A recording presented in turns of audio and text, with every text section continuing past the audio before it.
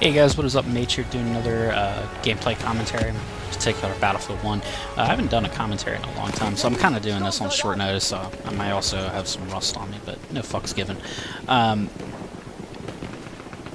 wanted to talk about some of the things I've heard about Battlefield 1 and share, my own opinion, and I guess present a different opinion from what you see a lot, what you seem to see a lot of players and other people saying about the game. Lately, I would argue there's I guess it's the hip, cool thing to do is to hate on this game and try to say it's fucking shit or horrible. There are things wrong with Battlefield 1, and these are problems that are going to have to be addressed and fixed over time. But it seems to be the popular thing to do is to just hate on the fucking game and just bitch and whine about it. I enjoy it. I think it's fantastic. This is not to say that there aren't problems with it, but it has its fair share. But I think players are complaining about they're complaining about things that I would argue are insignificant or just plain fine to begin with. One in particular is the gunplay. I've seen a lot of players argue that gunplay is imbalanced or it's bad. I would argue the gunplay in Battlefield 1 is actually quite balanced. It's very balanced, really. You can't take a high rate of fire like a high rate of fire weapon like the Automatico or the Bar and snipe people and microburst people to death like you could in Battlefield 4. That was the problem with BF4. I went back and played it for a day. I think it was 2 weeks ago. I'd done it for a Saturday, and I really was rather unimpressed. I will say this, the gunplay was fun and it was satisfying, which I'll touch on here momentarily.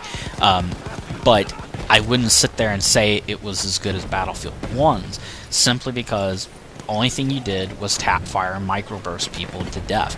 You only got into actual burst firing or fully automatic play was when people got a little too close to you. That's it. Otherwise, you tap fired and microburst everyone and everything to death, and I would argue to some extent that's what players are adjusting to. They're adjusting to the gunplay or the shooting mechanics in this game being different from Battlefield 3, Battlefield 4, and Battlefield Hardline.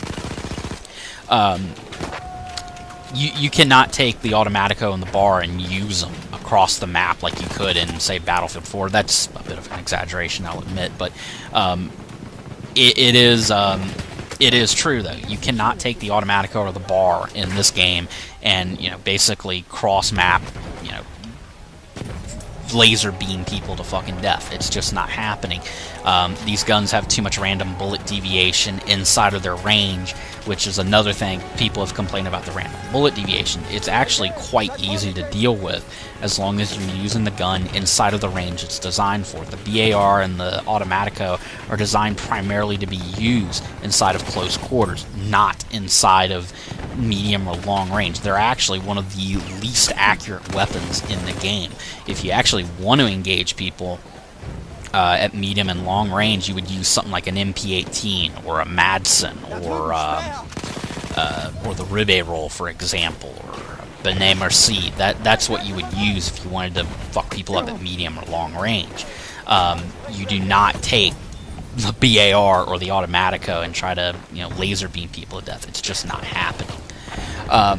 The other thing I have seen, a different take on this would be, while I would argue the gunplay is balanced, it is, however, not very satisfying. I will say that is my main critique of Battlefield 1, is that I have noticed in some of my own gameplays and DVR clips, when I string them all together and I do like a fucking random clip, I guess you can say montage, if you will. I don't know what you would call it. I just call them randoms, but I've noticed in some of them where I'm chucking dynamite into a room, I have a gun like an Automatico. I have a gun like a shotgun. I can easily go in there and lay people out with those weapons. And they're very effective in their range. They will drop people. And I'm well within the range in which I can drop those enemy players. However, I notice I'm still chucking dynamite. Some of that's habit, but it's also because the guns in this game just aren't very satisfying to use in terms of getting kills with them. I'm subconsciously just throwing those sticks of dynamite into a room simply because I don't trust my weapon enough. And I'd argue partially that contributes to grenade spam in this game. People just don't have faith in their weapons inside of close quarters. They can't dish out the damage they need to kill multiple players, and thus they would just rather go with the safe bet and throw a grenade, or in my case, a stick of dynamite. And that plays into the grenade spam issue. Another thing I've seen people complain about are the class setup. I think the class setup is excellent, how it's set up in this game. You don't have people running all-kit carbines or running around with shotguns. Not that I hated that in Battlefield 4, but it's kind of refreshing how you're actually kind of locked into a role. And one of the things I like about Battlefield 1 is if I see a sniper or a scout, I know chances are he's got a bolt-action rifle. What are the odds he has a 1903 experimental, basically is what's going through my head, and I know how to deal with that person. I got to get close. If I'm going up against an assault player, I know I may want to keep my distance, especially if he has something like an automatico or a shotgun. If I'm a medic going up against that kind of class, I basically know even if he has an MP18, he could hip fire the shit out of me. So I'm not interested in getting into a close quarters firefight with him. If I'm an assault player and I'm going up against a medic, I know I got to close the distance because he has a gun that's effective inside of medium range. I just like how the classes are set up. There's not really a cop-out, if you will. You don't have... you know how to defeat people. I know some people complain about that, saying it's rock, paper, scissors. I have more... I guess you can say I have a little bit more respect for people that can play scout and fuck people up in close quarters. I have more respect for guys that play medic and can, tangle with the assault class in close quarters or take on scouts at long range. That's the sort of thing you can... That's a certain skill gap I can like. I guess you could call that a skill gap. I don't know. But I don't mind it. I think it's fine.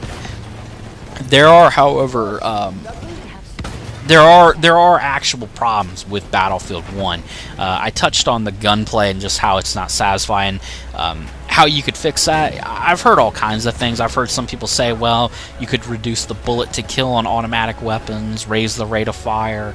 I've heard some people say you could raise the damage models.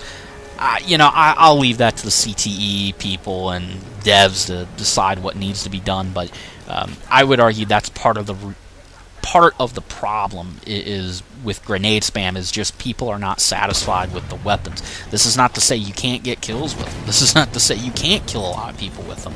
It's just that's part of the reason people just chuck grenades most of the time in the game, and it's fucking annoying. If DICE was to make the guns more satisfied and lower the time to kill, I think that would help. It's just my opinion. But that would seriously help out in the grenade spam department, and it would probably help in gunplay. People would be happy then with the weapons they have and would actually start using them more, and you wouldn't see as much grenades being thrown all over the fucking place. One of the things that was a problem was the bayonet charge. I, for the fucking life of me, hated that thing. They have, to some extent, I would argue they have fixed it. It still has its issues that annoy the hell out of me, but one of the things that happened with bayonets was basically when you went into the bayonet charge, you basically got extra health, armor, if you will, and it was more difficult to kill that person. And basically, when that bayonet charger got within 1 foot of you, it was an instant death because you would go into the kill animation and there was nothing you could do. You could basically just kiss your ass goodbye. That's been fixed. You can kill it. Basically, when you bayonet charge, it's no different than if you're not bayonet charging. Yes, you're in the bayonet charge animation, but you don't have the additional armor, so it's more like a surprise attack sort of thing. It's nothing you can't stop now.